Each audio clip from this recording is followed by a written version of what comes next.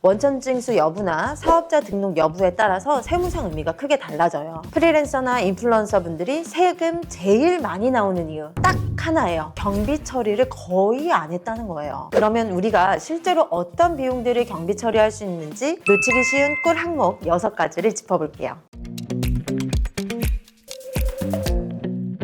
안녕하세요. 회계여제 최윤정 회계사입니다. 요즘 제게 상담 오시는 프리랜서, 인플루언서 분들이 공통으로 하시는 말씀이 있어요. 작년에 생각보다 세금이 너무 많이 나왔어요. 이렇게까지 낼 줄은 몰랐어요. 그런데 여러분, 세금 폭탄을 맞는 분들에게는 명확한 공통점이 하나 있었습니다. 바로 경비 처리를 거의 안 했다는 거예요. 오늘은 프리랜서랑 인플루언서 분들이 왜 세금 폭탄을 맞는지, 그리고 어떻게 하면 내 소중한 돈을 똑똑하게 지킬 수 있는지 진짜 핵심만 쉽게 정리해드릴게요.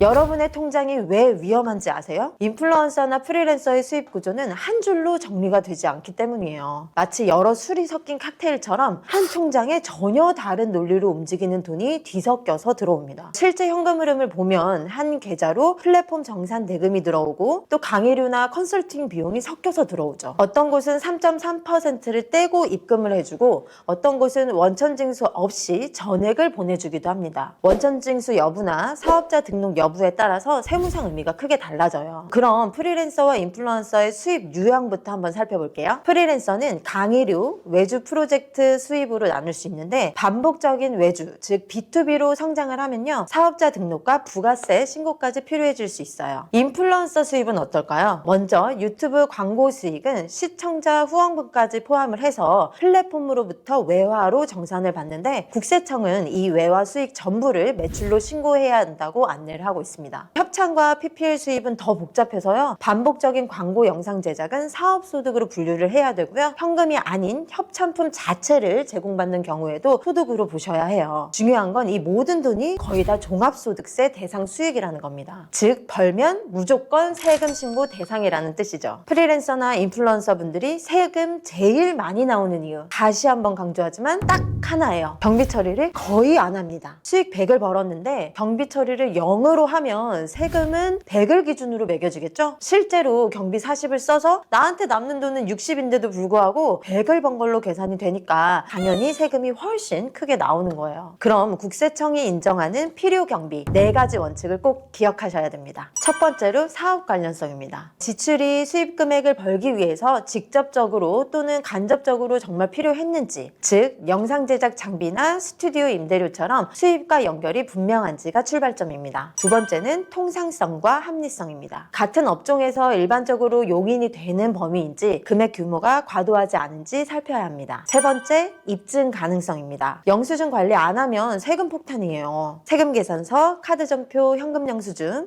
계좌이체 내역 등으로 지출 사실을 증명할 수 있어야 돼요. 증빙을 챙겨주는 책임은 우리에게 있어요. 네 번째로 사적 비용과 분리하셔야 됩니다. 생활비랑 사업비를 섞어서 쓰시는 분들이 정말 많으시거든요. 사업과 무관한 개인 생활비를 비용으로 넣지 않는 것이 가장 기본이에요. 예를 한번 말씀드리면 1인 사업자의 일반적인 점심 식사비는 통상적으로 개인 생활비로 보셔야 됩니다. 애매하면 무조건 넣어본다 라는 태도도 위험하지만 이것까지 되겠어? 라며 사업과 관련된 지출을 완전히 포기하는 것도 세금을 과도하게 내는 결과로 이어질 수 있어요. 그러면 우리가 실제로 어떤 비용들을 경비 처리할 수 있는지 놓치기 쉬운 꿀 항목 6가지를 짚어볼게요. 첫 번째로 장비나 콘텐츠 제작비입니다. 카메라, 렌즈, 편집용 PC, 촬영 소품, 세트 제작비까지 포함이 되는데요. 합리적인 범위의 장비 투자는 필요 경비의 핵심의 축입니다. 두 번째로 소프트웨어, 구독, 디지털 도구입니다. 영상 편집 프로그램이나 디자인 툴, 클라우드 저장 공간, 음원과 폰트 라이센스, 리서치용 유료 리포트 구독 등이 있습니다. 세 번째로 촬영 스튜디오 업무 공간 비용입니다. 스튜디오 대관료, 또 코워킹 스페이스 사용료, 사무실 임차료,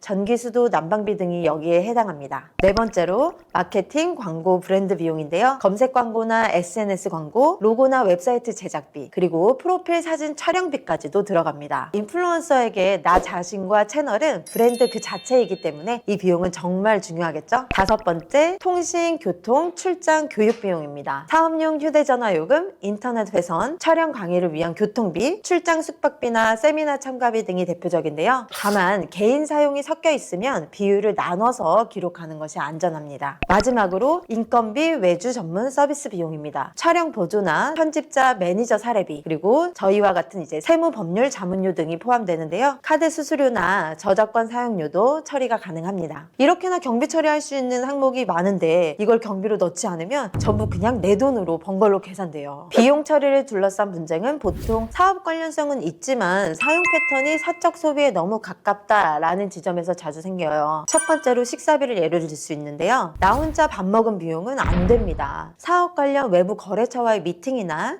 출장, 식대처럼 목적이 분명하면 예외적으로 인정될 여지가 있습니다. 이때는 누구와 어떤 목적으로 식사를 했는지 메모와 증빙을 남겨두는 것이 중요합니다. 두 번째로 여행과 촬영입니다. 여행과 촬영을 결합한 일정은 비율을 나누셔야 돼요. 촬영이나 강의 등 사업 목적이 분명한 일정과 순수 휴식 일정을 구분해서 비율을 나누는 방식이 현실적입니다. 세 번째로는 증빙이 없는 현금 지출입니다. 국세청은 모든 자료를 전산으로 수집해서 비교를 합니다. 현금으로 지출을 하고 영수증을 받지 않거나 다른 사람 명의의 카드로 결제를 한 뒤에 비용으로 넣는 구조는 쉽게 드러나기 때문에 적격 증빙을 반드시 챙기셔야 돼요. 세금 폭탄을 피하는 궁극적인 절세 전략 5가지를 이제 말씀드릴게요. 수익이 커질수록 세금은 단순한 관리를 넘어서 전략이 되겠죠? 여기서 진짜 중요한 꿀팁입니다. 첫 번째, 영수증은 무조건 보관하고 적격 증빙을 챙기세요. 세금 계산서, 현금 영수증, 신용카드 매출 전표가 세법이 인정하는 적격 증빙입니다. 현금 영수증은 사업자 등록번호를 입력해서 사업자용으로 발급을 받아야 유리해요. 두 번째, 카드와 계좌를 무조건 분리하세요. 개인 생활비와 사업 비용이 섞여 있으면요, 연말에 뒤지는 작업이 시작됩니다. 사업용 정상 계좌와 사업용 지출 계좌 카드, 그다음에 순수 생활비 계좌, 이 3가지로 분리를 하면요, 관리 효율성이 극대화됩니다. 세 번째, 사업자 등록을 하고요, 청년 창업 감면을 확인하세요. 계속 수익이 발생을 한다면 사업자 등록이 유리합니다. 만 15세에서 34세 이하 청년이라면 청년 창업 세액 감면이라는 엄청난 혜택이 있습니다. 업종이나 지역 요건만 맞으면 창업 시 5년간 소득세를 최대 100%까지 감면받을 수 있어요. 꼭 전문가와 상담을 해보세요. 네 번째, 부가세 대상인지 꼭 확인하세요. 광고, 협찬, 공동구매 수입은요, 대부분 부가가치세 과세 대상입니다. 계약 시에 부가가치세 포함 여부를 명확히 확인을 하시고요. 신고 의무가 있다면 반드시 신고를 해야 됩니다. 다섯 번째, 법인 전환 타이밍을 고려하세요. 개인 사업자는 최고 세율이 45%까지 부담을 하지만 법인은 최대 25%까지입니다. 보통 연간 이익 금액이 8,800만 원을 넘어가는 시점에 법인 전환을 고려해야 될 시점입니다. 소득세율이 35%로 훅 올라가기 때문이에요. 네, 여러분, 오늘은 딱 이것만 기억하시면 됩니다. 프리랜서도 인플루언서도 경비 처리 제대로 못하면 번 돈 그대로 세금으로 다 냅니다. 수익이 커질수록 세금은 단순한 관리를 넘어서 전략이 됩니다. 혹시 지금 나 세금 제대로 계산하고 있는 거 맞나? 이 생각이 한 번만이라도 드셨다면요, 늦기 전에 수익과 경비의 구조를 꼭 정리해 보셔야 됩니다. 그럼 오늘 영상도 도움이 되셨다면 좋아요, 구독, 댓글 부탁드리고요. 또 다음 세금 꿀팁으로 찾아올게요. 안녕!